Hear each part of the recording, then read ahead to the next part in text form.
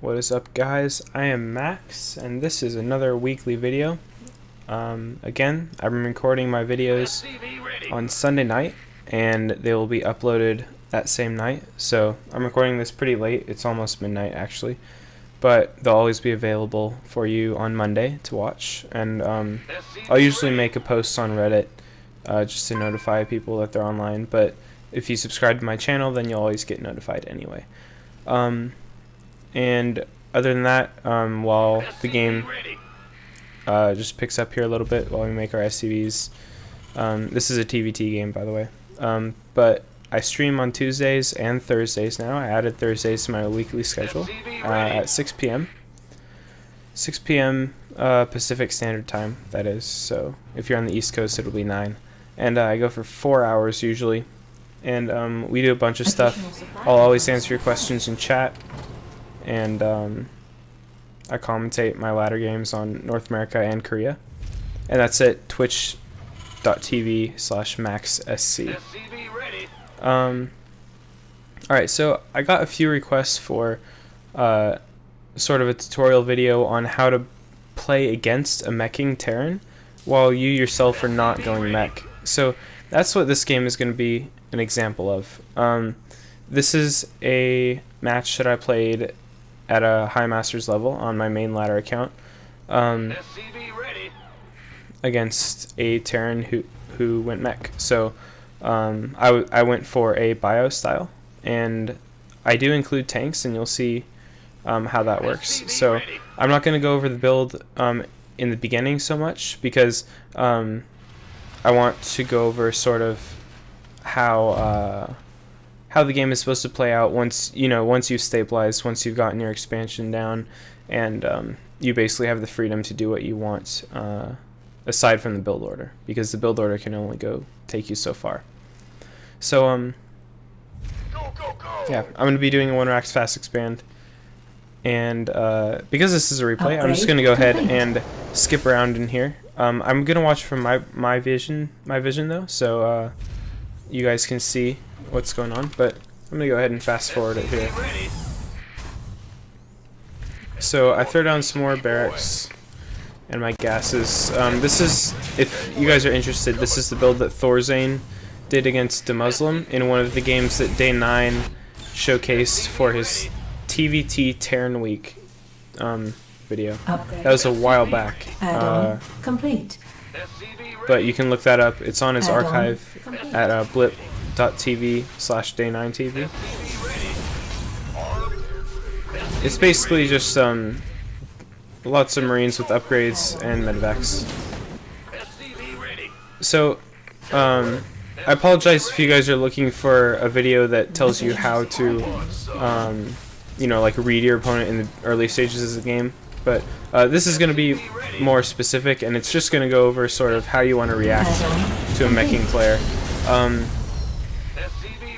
And I'll make a bunch of videos like this for whatever you guys request, and of course please leave a comment if you have any ideas for what videos I should do next week. I'll probably release like 2 20-minute videos, 2 20-minute or less videos a week. Sounds like a good idea to me. And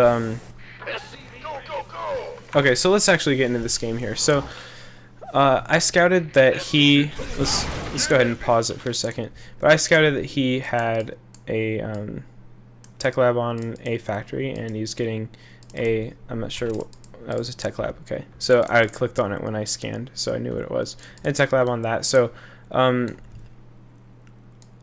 I didn't know it was mech for sure, but I can definitely throw this expansion down while I push out with this force, and then that's simply because he hasn't put any pressure on.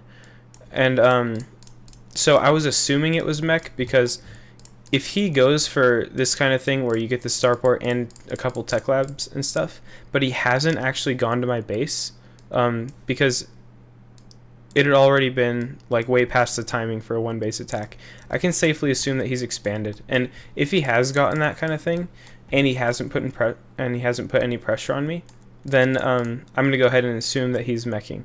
And because like if if he had gotten these buildings and he wasn't going mech, then that wouldn't really make any sense. So I go ahead and throw down my expansion here. Against a meching player, if you're not going for a mech yourself, you're going for a more bio-based style, you want to be expanding a lot. You want to be expanding at every opportunity you get, and the earlier the better, because you want to be having a lot more income, because mech can't really spread out so much, and if they do, then you can pick off some of their units, which are really valuable. So with that in mind, I'm pushing out with my 2 medevacs to see if I can do some damage I could drop into the main, because a meching player in the early stages of the game likely won't have that many tanks. So I go over here and see if I can, and I see a whole bunch of Marines, so I decide not to push the issue. And there's a Viking, so I just sort of leave and re-drop outside. Research complete. Ready for dust off. And Research all I'm doing complete. basically is building medevacs and bio, basically. So I don't cut tank production when I play against mech. This is what Thorzane does, if I'm not mistaken, but he keeps up in tank production. He simply switches like the air force of mech for medevacs, because he is going bio, and then he also switches the Hellions for Marines and Marauders.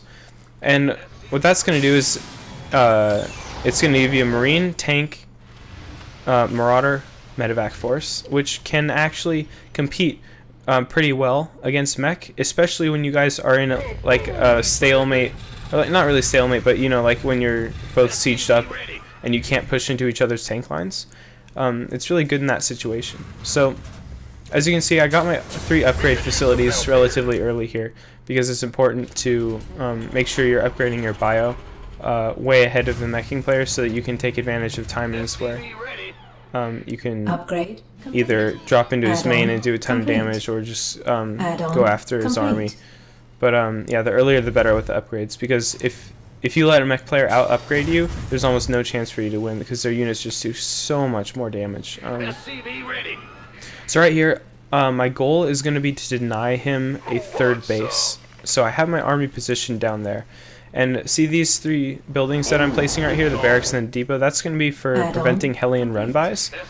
Because one advantage of mech is that the Hellions are really mobile, so you can deny, or like you can take advantage of if they're not protecting their SCVs and expansions and stuff. So I see these tanks down here, and I siege up my own tanks, and I drop some guys down. And of course this wasn't controlled very well by me, as you can see.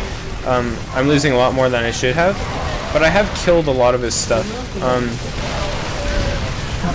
So I try to save as much as I can there, and I try to drop this Marauder and target the tank, but unfortunately he fires before I could. So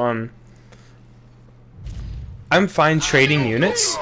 You should be fine trading units with a meching player, as long as it's bio for tanks. That's always okay. Any chance you get, if it's an even trade, even if it's a little bit in his favor, you want to be trading your bio units for his tanks, just because the tanks are so much more expensive and so important for him to max out on a really high tank count. Because if he can't do that, then he doesn't have the potential to push your own base. And if you can't push your own base, eventually you can do whatever you want, and you can get unlimited resources, essentially, and then tech up to a superior air force, like Viking battlecruiser. So, as you can see in the bottom right there, I'm going to be pushing down the right side of the map, because that's the direction that he's going to be pushing in. He's probably going to have a ton of missile turrets in his main base, because he's a good player and he doesn't want to die to drops. So I'm going to take advantage of his immobility. Actually, no, that's not. I'm not taking advantage of his immobility. I'm going to set up, because I'm getting my own tanks, and I threw down a couple more factories in my base. Like, I have 3 factories right here, 3 factories and 6 barracks. This is just sort of me winging it. That's just how I felt how much production I felt I should have, but the 3 factories is really important because it's going to allow me to keep up with him in tank production as long as they're constantly producing. But the reason I'm taking this base here is because I'm going to create a scenario where I'm going to have a tank line somewhere, maybe here, because I have this expansion blocked with the Marine, or at least a vision of it. And what that's going to do is it's going to deny him the free reign to expand in the direction that he wants. And if he tries to take this base, then that's going to be extremely hard for him to defend because I can drop it. I can send quick bio forces around that are really mobile. Also, these 3 barracks here, this is another tactic to defend against Hellion run-bys because I close off this area and I close off this area. So this is going to be the only gate into my bases. Besides this, of course, but my army is going to be by this base, so I feel much safer about that. So let's go ahead and keep going in this game. So I siege up here because I don't want him to take this 4th base, and meanwhile I'm taking a 4th base, so I'm trying to get ahead in bases as quickly as I can. And as you can see, his command center is on the low ground there, so I sim in, and if he doesn't have tanks next to it, you can just pick off things on the edges like this.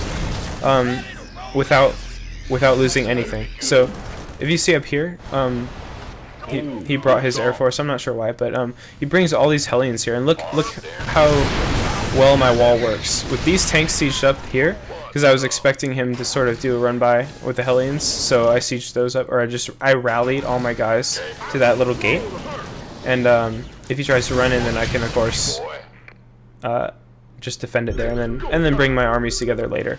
So I saw that he pulled a lot of his guys back because I did a little fail drop. Only 1 Marauder escaped, but I'm gonna go ahead and pause it here to talk a little bit more before we go on. But I saw a bunch of units here, so that gave me the idea that he moved some of his army back from his natural and his 3rd back into his main.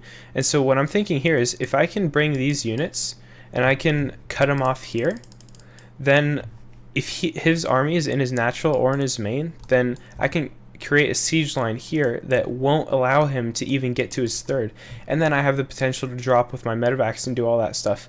And he won't be able to defend it because he will not be able to push past my tank line. And I have a good amount of tanks, even though I'm going bio. So it's really helpful to do that. To not just play pure bio. Pure bio is actually viable as well. This map I think caters more toward the tank style, but on a bigger map like maybe Tal'Darim or something like Entombed Valley, pure bio is definitely viable. I expand to this base because again we're continuing the same philosophy that we want to be establishing a tank line that blocks him from taking the expansions that he wants to take. So he's going to be trapped on 3 bases because this base, as we said before, is very hard for a meching player to defend while defending the other bases that he wants to have. So that's going to be the philosophy for the expansion scheme that we're doing. And let's go back into the game from my vision again and see how this plays out. So I go ahead and give it a scan, and as you can see, his army was there. He did move a bunch of it back from the main. So I'm establishing a tank line that's really far back here, and he pushes in because he got scared because his units were getting attacked by mine.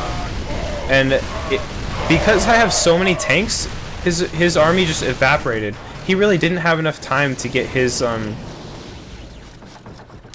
tanks sieged up because my bio was running in, and all the Hellions just evaporated immediately to my tank fire. Because look how many tanks I have. I almost had as many tanks as him. I just traded the Hellions for Marine Marauder. And it's a very, very effective composition if you guys are wondering what to do against Mech. There's a planetary here, so I just go ahead and siege up. And he tries to use his Vikings to come do some harassment, so I have some bio left over there just for my rallies, so I can go ahead and take those out fairly easily. And from this point on, he's lost his bases. He's on 2 base only. I'm taking his 4th that he would have liked to have taken, and my income is still untouched, so it's GG already. So, there's not much else to see with this game. I accidentally attacked my own command center there and I hit oops. Typhus.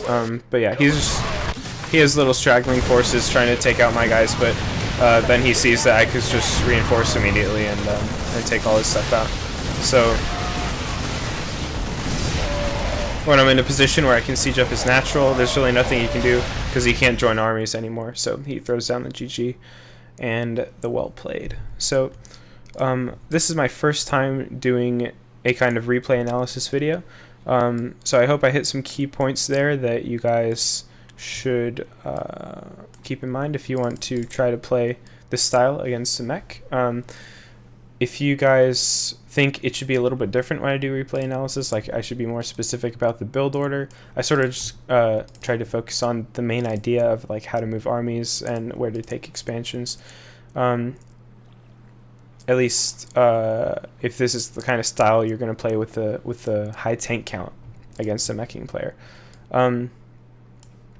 Something that's dangerous about doing this is if you let him establish a tank line around the bases that you're trying to take, then he has the potential to tech up to battle cruisers like you would have liked to have done. And then that can be very dangerous because you're actually not building an air force of Vikings. You're using your Marines. You do have enough Marines to definitely hold off his Vikings from sniping your medevacs, as long as you keep your medevacs like back behind your position and use hold position so that they don't run forward. And also you have enough Marines to deal with Banshees if he tries to go Banshees. But you need to be careful about him transitioning into battle cruisers, and that can be dangerous if he gets if you get to the point where you can't effectively deny his bases. So that's just something to keep in mind. So please guys give me some feedback on this kind of video, and I will definitely do more in the future. Please leave a comment for any suggestions you have for future videos or anything that I can do to improve. And other than that, thanks for watching. I'm going to do one more video tonight, and then I'll upload these two. So thanks. See ya.